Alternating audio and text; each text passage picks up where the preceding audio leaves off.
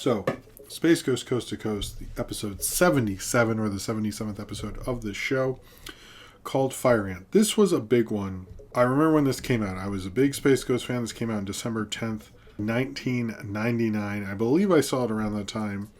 And it then aired the version that I'm talking about, the short version. But trust me, I've seen the long version a lot of times. But I did, to be in all fairness, I am actually reading the short one.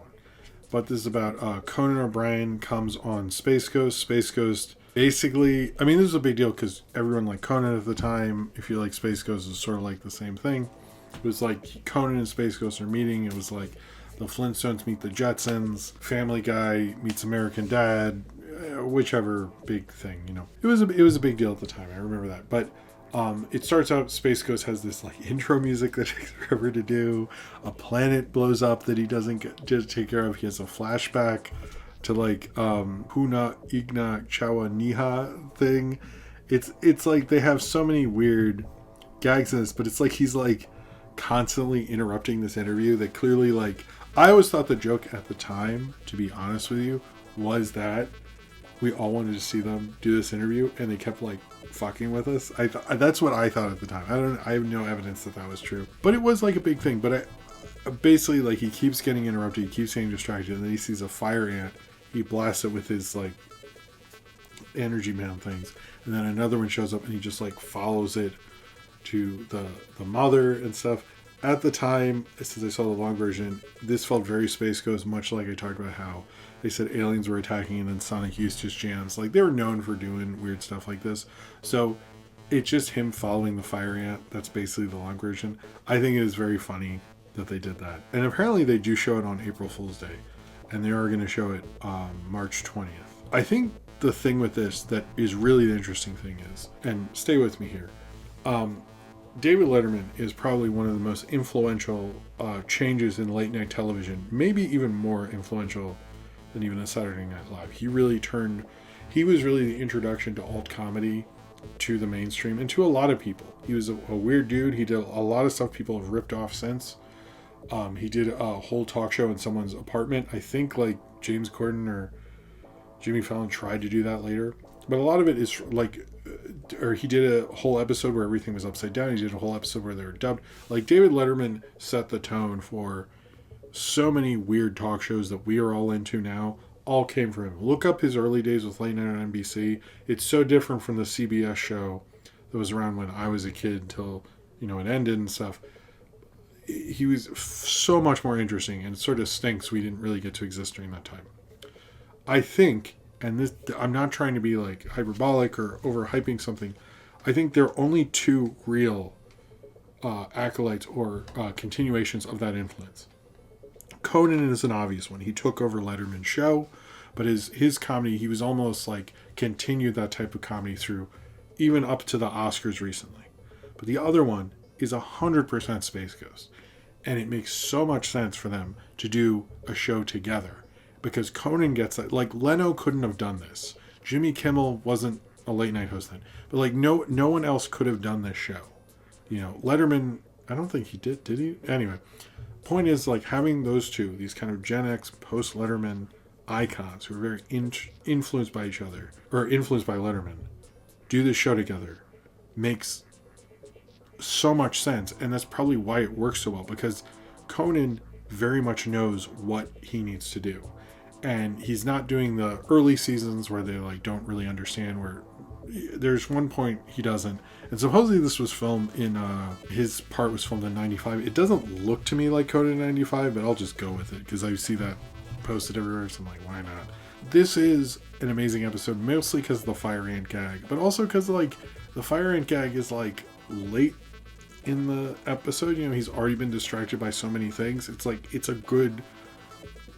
is a funny gag. It's the kind of gag Letterman would have done back in the day. And I think it shows both that they are part of an influence, but also part of doing something different and changing things the way Letterman did before. And this is, you know, it is sad to watch this now because George Lewis gone. And it's sad to think that almost everyone I heard talking on screen who wasn't Conan O'Brien is no longer with us. It also stinks that one of the animators on this was John Schnepp, who I know is much bigger in the kind of I think he was worked with Collider and all these other places, but bigger in the movie reporting space and stuff. But he was also an animator. He worked on Metalocalypse, he worked on Space Ghost, and he worked on this. And I was surprised to see so many people who were instrumental in this not be there anymore, and that's sad. But we should always look at these people and what we got from them and the time we got to have with them, and not what we're missing out on, because there's no real, that's not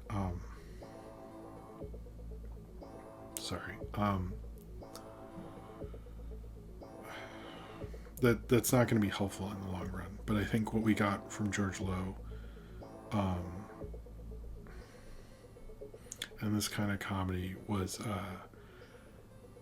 unforgettable, and the fact that he would ever I don't know, it's just a really funny episode. And I remember at the time, like, Space Ghost came out, and you pick up on it and the episodes come out, but it was always, this was set like one of the big event ones. And I remember when it came out, I remember talking about it with my friends, and I remember laughing at the Fire Ant thing, like, how long is this going to go on? But this was a real meeting of mine. This is probably up there with the Thom Yorke Bjork episode. That was another big one.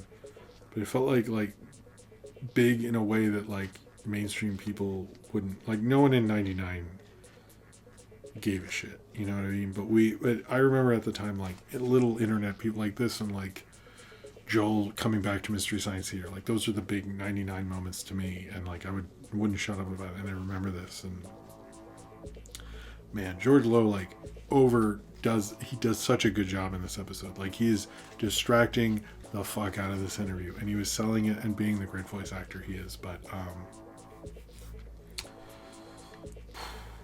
yeah, I think this is definitely one of his shining moments as a voice actor. It's one of the better episodes of Space Ghost. I don't know if there is a best episode. There's so many good ones, but the fact that this is the one I heard talked about the most when he died shows how great of a voice actor he is, and how you're lucky to have him, and lucky what he did with the Space Ghost character. And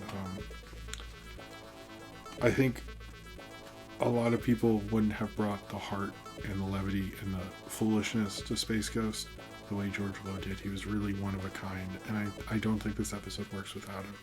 And it seemed like both him and Conan understood what they were doing there, and understood the influence that they were playing with. And they're both real masters, and I think George Lowe goes beyond just a great voice of Space Ghost and what he did for Adult Swim. I think he also is one of the great talk show hosts of all time. And we would not have talk shows, like, the reason why you think all talk shows are weak is because George Lowe did too good of a job. And maybe he never got the riches that these other guys did, but his influence will live past so many of them.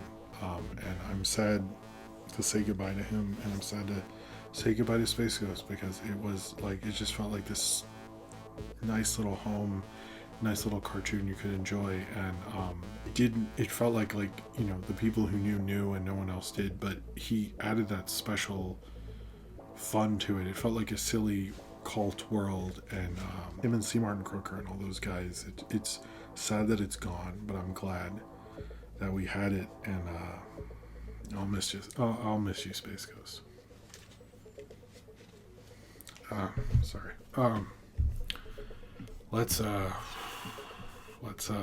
on. Sorry about that. I didn't